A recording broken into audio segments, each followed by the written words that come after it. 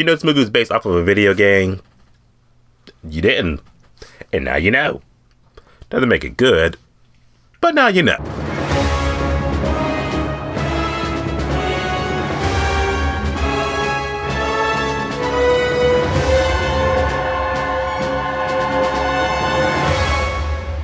So Until Dawn, the newest horror movie that's going to end off the month of April. It's the movie based off of a video game of the same name, and I guess, oh boy, well, here we go. You already know me, I'm a fan of horror movies. I love my horror movies, but I literally counted 51 horror movie cliches in this movie. Literally 30 in the first 20 minutes. I know what kind of review this is going to be. Okay, but first, Until Dawn. Is the movie good? It's not good, but it's not terrible. It's somewhere in the middle, somewhere. Now, on paper and probably in the trailers, you probably think like, oh man, it's like a real bloody horror, good movie, you know, something harkens it back to Cabin in the Woods and shit, so maybe it might be good. I will say on paper, the movie is textbook horror, but it's also kind of just like, you've seen so many things done in this movie that it's not even, it doesn't bring nothing new to the table. No, it's not groundbreaking at all. And as someone who's played the video game that this movie's based off of, I did catch all the Easter egg stuff like that, so that was fun to see. But for somebody who's never played the video game or just like, I just want to watch a horror movie, you're going to be like, I've seen better. That's probably like the best way to put this movie. You've seen a movie like this, but better. Just get right to it. Look at the good and bad on why Until Dawn. Do you gotta rush to go see this movie? No, you don't. But you can still check it out in 3 weeks when it's on Paramount Plus. So here's why. I'm adding in the movie. The characters, I don't know none of the actors' names, but their characters are so one-dimensional and so hollow, yet you're not gonna care. Like I said, on the surface level, on the bare bones, it's kind of just like, okay, you got the main chick who's like, you know, the person we're following in the movie because she go find her sister.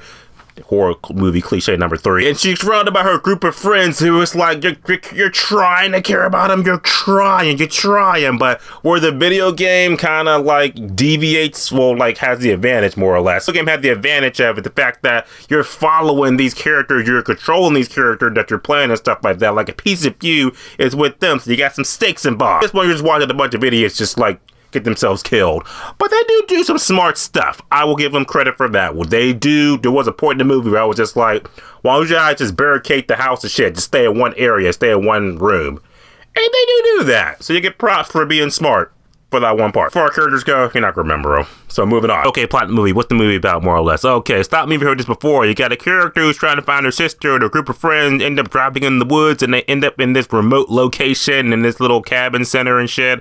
So they're looking around, weird things are happening until this killer comes in and murders them all. Until they wake up and they realize, like, hey, we just died, and now we realize that we're trapped in here. We gotta pretty much survive until dawn. That's what I call the movie. That Until Dawn. Gotta survive till dawn. That's the movie. The basics of it. Okay, good in the movie. It's a horror movie, so how's the horror? Generic. You've seen it done before, and you've seen it done better. Like I said, there are literally 51 horror movie cliches in this movie, stretching so much from like, oh, creaky doors, oh, jump scares galore, oh, creepy dolls, oh, going down dark corridors, oh, doors slamming behind people. Just, I could list them all. I literally wrote them down like as they were happening, so let me reach out a couple. Like, here we go, like horror movie cliche number 29, lights flickering in a horror movie cliche. That was it. Horror movie cliche number 30, door slamming in a horror movie. Number 31, characters rolling the ride in the back of their heads. Number 32, characters getting air yeeted by an invisible force. I literally list them all because there were so many. It's kind of almost fun because you're just like I said, I love my horror movie, so I can just like every cliche that was happening, I just would just call them out like Cinema Sins and shit. That was fun for me, but like I said, for the average moviegoer, you're kind of just watching it, you might just be like, oh, this is kind of stupid. Like, this is really, why are they doing these things? Dumb. The famous words of one of my other YouTube peers, the characters don't do dumb things in horror movies, and the horror movie's never gonna happen. So, there's that. We'll give credit where credit is due. There is blood and guts and gore in the movie. Like, people are getting, like, dismembered and blood and heads are being exploded, stuff like that. Like, that is in the movie, but at the same time, like I said, like, is it enough? I feel like if you want a better version of this movie, there's 2 movies that come to mind, like right off the jump. We got Evil Dead 2013 and Cabin in the Woods. Like, if these 2 movies are like this movie, but better, there you go. Get to the bad of the movie for me. Like I said, this movie is just so cookie textbook. It doesn't bring nothing new to the table to make me feel like why am I even watching this? I could be watching something so much better. Not to mention the fact that the first half of the movie was interesting because it's like, okay, they died and they come back and they had their memories of like, oh yeah, we just got murdered and shit. So how do we get out of the situations? And it's like, you know, trying to follow the clues and breadcrumbs.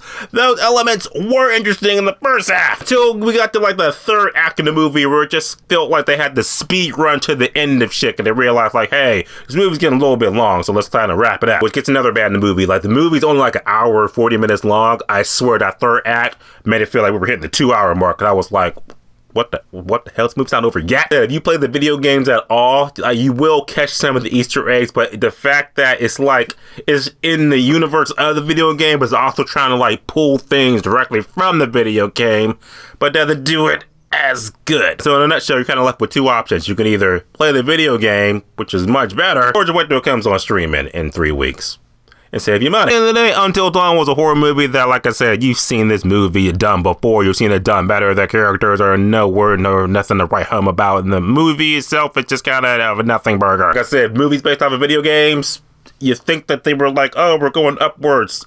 That's kind of true. As far as horror movies based off of horror video games, they're still on the downward. So we're going to see it, stream it, or skip it. I think I'll say that Until Dawn would probably be a more enjoyable movie if you just stayed home and streamed it. Until Dawn comes in theaters tomorrow. You'll see it. You're not going to see a type below them, your thoughts on it. I'll see you guys in the next video. And enjoy the rest of your weekend. As always, subscribe. Until next time.